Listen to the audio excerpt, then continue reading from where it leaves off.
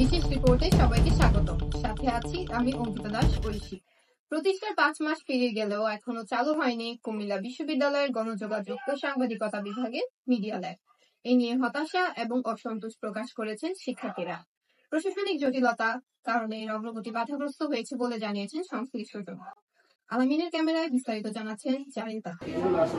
অর্ধ কোটি টাকায় নির্মিত এই মিডিয়া ল্যাবটি আধুনিক সাংবাদিকতা প্রশিক্ষণের অন্যতম গুরুত্বপূর্ণ অংশ, কিন্তু দীর্ঘদিন পেরিয়ে গেলেও তা চালু না হওয়ায় ব্যবহারিক শিক্ষা ক্ষতিগ্রস্ত হচ্ছে শিক্ষার্থীদের। আমরা ল্যাব চালুর জন্য অনেক দিন যাবত অপেক্ষা করছি, কিন্তু এখনো ল্যাব চালু না হওয়ায় আধুনিক মিডিয়া সংক্রান্ত কাজ শেখার সুযোগ পাচ্ছি না। আমাদের দাবি মিডিয়া ল্যাব যত দ্রুত সম্ভব চালু করা হোক।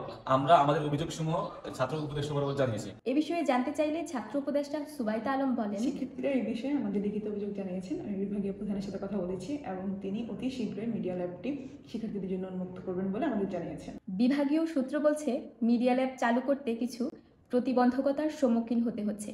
এই বিলম্ব শিক্ষার্থীদের ক্ষতির কারণ হয়ে দাঁড়িয়েছে বলে স্বীকার করেন বিভাগীয় প্রধান তহিব মাহমুদ। প্রশাসনিক কিছু জটিলতার জন্য আমাদের কার্যক্রম পিছিয়ে ছিল, তবে সকল ধরনের সরঞ্জাম আনা আছে।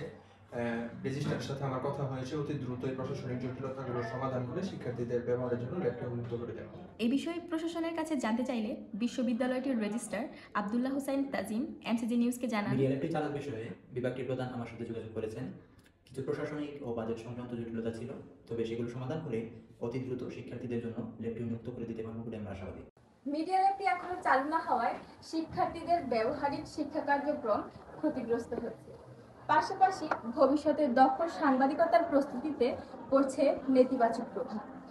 এখন দেখার বিষয় ঠিক কবে নাগাদ শিক্ষার্থীদের জন্য মিডিয়া ল্যাবটির দরজা উন্মুক্ত করে দেওয়া হয়।